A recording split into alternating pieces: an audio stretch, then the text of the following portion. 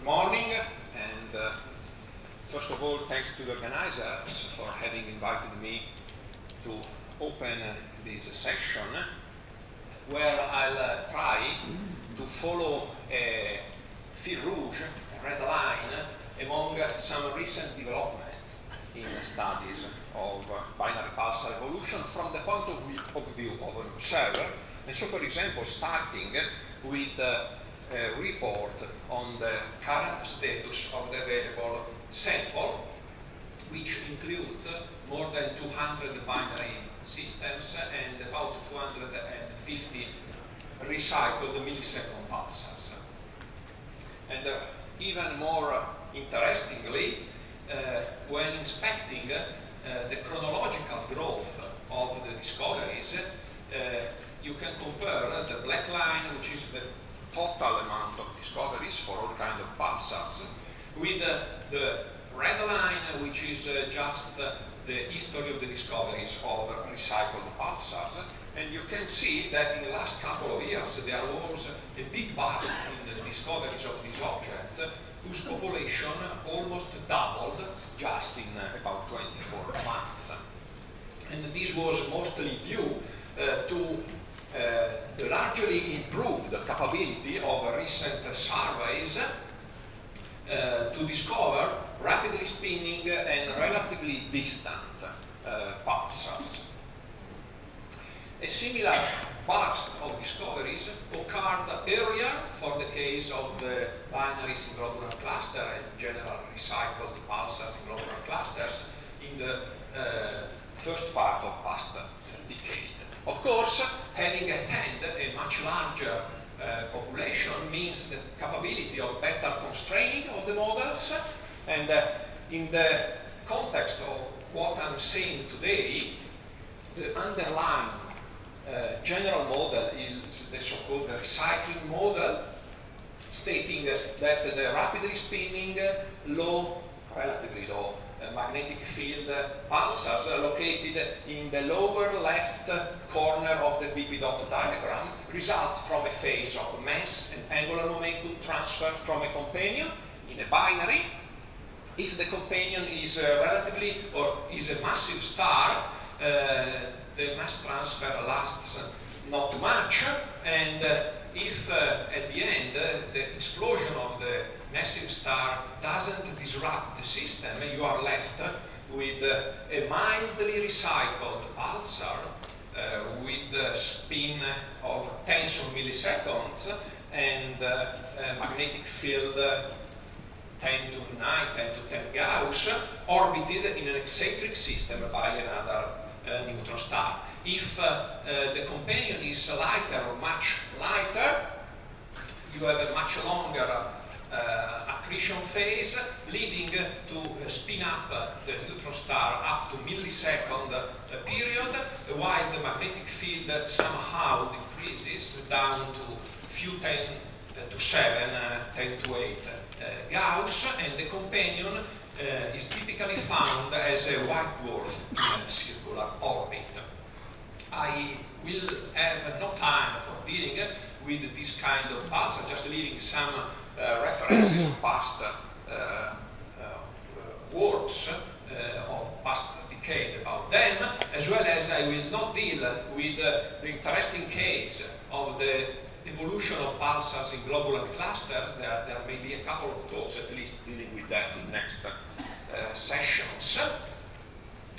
The bulk of the population of the newly discovered about 100 recycled pulsars is composed by low mass, intermediate mass, very low mass binary systems, as well as fully recycled isolated pulsars. That's why I found timely and very useful a paper recently proposed by Thomas Tauris and collaborators, which recollected, updated, refined, and summarized, somehow systematized the current knowledge about the evolution of this system. For example, they showed that there are 5 main roads leading to the formation of the recycled pulsar. I will not enter in details, since I think that Thomas will deal with this later, or at at least partially, we'll deal with that. But from the point of view of an observer, I found pretty useful what I have called the finding charts for the nature of the companion in this system, where you can infer with high probability the nature of the companion to a binary pulsar, just determining a few observables like the orbital period, the eccentricity, and the mass of the companion. For the most numerous class of low mass binary pulsars, those with the helium white dwarf companion, since a while there are a couple of well-known classic tests for the evolutionary picture proposed. The first is a relation between the eccentricity left in the system, the small value of eccentricity left in the system, and the orbital period. This is the range of the prediction by Finney and Kulkarni for about 90% of the population, and you can see that we are almost there with the observed data. The second classic test is that relating the orbital period to the companion mass. Until recently, it was shown that there may have been some discrepancy for very long period pulsars in this predicted relation, but a very recent work by Shao and Li showed that indeed maybe it's enough to increase the mass of the pulsar to 2 solar masses or something even less for reconciling the data with theory. However, of course, you can see that the error bars in the determination of the masses for the white dwarf are very large. They are determined mostly using statistical considerations on the orientation of the orbit. But you can do much better if you focus on a subsample of this white dwarf companion, where you have a uniform way for measuring the mass and with accuracy. A good case is that of the helium white dwarf companion whose mass has been determined using the observation of the Shapiro delay in the time of arrival of the pulsations from the companion, from the pulsar, and there are 6 such systems, and I've plotted them with the Alessandro Corongiu in this plot, where you can find that the predicted relation is really nicely reproduced, also with very small error bars for the masses, over at least 3 orders of magnitude in orbital period. So, are we done? Of course not. There are still many open issues in the theory, and I try to report on some of them, as well as showing my favorite cases of studies, and maybe what I have called unveiled links. The first of them is the well-known J1023 system, which is a fully recycled pulsar in a 5-hour circular orbit with a 0.25 solar mass main sequence companion. The most important thing is that the system showed to have had an accretion disk until about a dozen years ago, so it may represent the first case of a system in which the system switched from a status in which it was an accreting low mass X-ray binary into the current status in which it is a low mass binary pulsar. Thus represented the long sought previously missing link between these two populations, which are considered and believed since a while to be evolutionarily connected. Past month there was a new determination, interferometric determination of the distance of the system, which resulted to be larger than measured before, and that affected the determination of the mass of the pulsar and other pulsar parameters. And these refined values are important for proper modeling the last stages of binary evolution, and in particular the interaction between the energetic flux from the pulsar and the mass released from the companion. This is a sort of stereotype for the class of the red bags, which Mallory will deal with later. And another long-standing issue related to the connection between the X-ray accreting millisecond pulsar and the radio millisecond pulsar is the fact that the average rotational period of the first class is significantly smaller than the average rotational period of the second class. There are many caveats here, indeed, in determining this average period. But anyway, besides other options, recently Thomas Tauris proposed the propeller effect as an explanation for that. He will deal with that later, probably. And so I will not enter in details, just noticing that this may additionally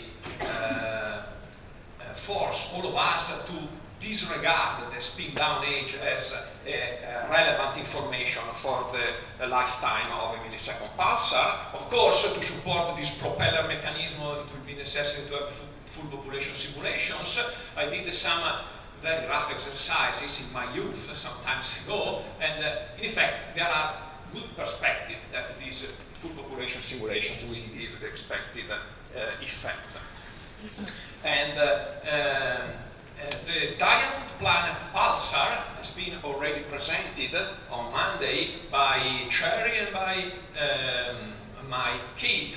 It's a fully recycled millisecond pulsar, so in a very close orbit with an ultra-light companion of mass around 1 Jupiter mass. I have already stated many times, sorry for being repetitive, that the X-ray accreting millisecond pulsars are considered to be progenitors of at least a subgroup of the radio millisecond pulsar. And however, when plotting the mass function versus the orbital period for these two classes of objects, there is this subclass in the accretion binary, the powered binaries, where you can see that there was no possible descendant for this system, which are in very close orbit of typical orbital period of 40 minutes or less. In fact, the expected descendant should have filled this area. The discovery of the diamond planet pulsar started filling this area, and nowadays we have known from previous talks that there are probably at least 2 new objects in this area. So I think it's time for introducing a new subclass of binary pulsars, the ultra low mass binary pulsar, whose companion mass range around Jovian-like masses. I remember that these other objects, the very low mass binary pulsar, has masses typically 10 times larger. As far as the evolutionary connection between the diamond planet pulsar and the ultra-compact accretion X-ray accreting millisecond pulsar, it has been recently strengthened by very good works, which will be presented later, so I will not enter in detail. Just wanted to show that if you want to speculate even more, you can even suppose that this system is very, very strange, involving strange quark matter pulsar and nuggets. Before the discovery of the diamond planet pulsar and the just proposed ultra-low mass binary pulsars, the lightest companion to binary pulsars were found in the very low mass binary pulsar system. This system also often display radio eclipses and signatures for ablation of the companion by the energetic pulsar flux. That's why, since a while, they were considered as possible progenitors of the isolated, fully recycled pulsars. Unfortunately, the vast majority of the very low mass binary pulsars is located in globular clusters, where there is a more frequent pathway to the formation of isolated recycled pulsar, namely dynamical disruptions of a binary. But luckily, now, the big increase in recycled pulsars discoveries maybe allow to start comparing the population, which has grown in a reasonable way, of the very low mass and ultra low mass binary pulsars with the population of the isolated recycled pulsar in the galactic field, and try to establish if there is a statistical meaningful link between these two classes of objects. J1614 minus 2230 is another very important case of study for at least 3 reasons. First of all, it hosts the most massive pulsar ever measured, about 2 solar mass. Secondly, according to Taurus and collaborators, the carbon-oxygen white dwarf companion evolved through a previously unexplored evolutionary path involving a long phase of mass transfer from an intermediate mass companion while it was still on the main sequence. And if this hypothesis holds true, you can determine the mass of the neutron star at birth, and this is the number significantly larger than the typical upper value in the measured mass of the neutron star at the time of the supernova explosion. Anyway, David will talk about that and other related issues later. And indeed, there may be many other points to be touched, particularly related to triples, to triple systems like this. Sorry, the name is misprinted.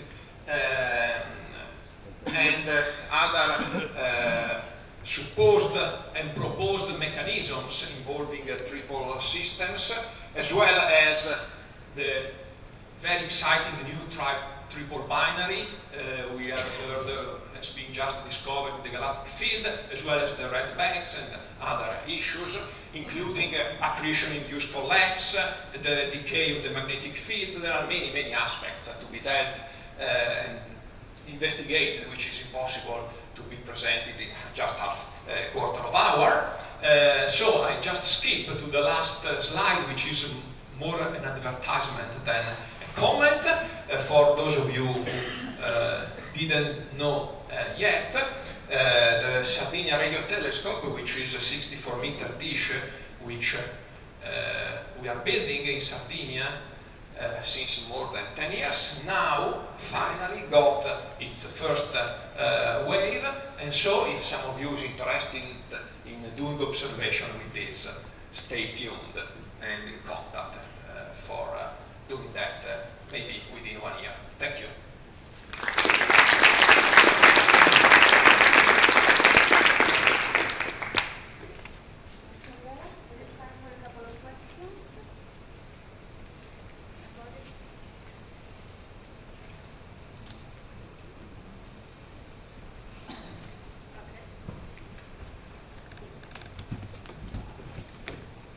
Hi, so I'm just wondering how you go, I'm not sure if this is what you said, but were you saying that the ultra low mass binaries are kind of an evolutionary stage to the isolated MSPs? And I was just wondering how you go from the diamond planet system to an isolated system.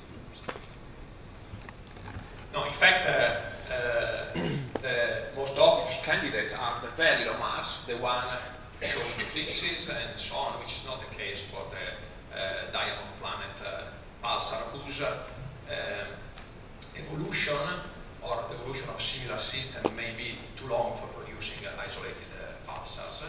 But there are instability in the evolution of the very light companion in the very light, not ultralight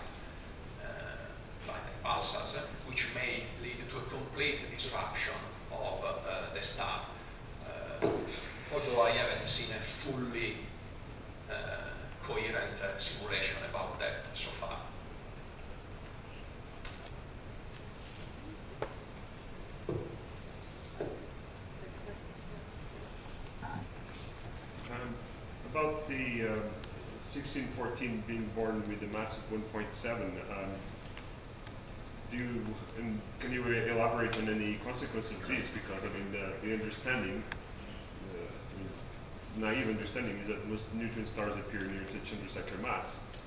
So what would be the channel for creating such large, massive neutron stars at birth? That's a good question for people doing supernova simulations.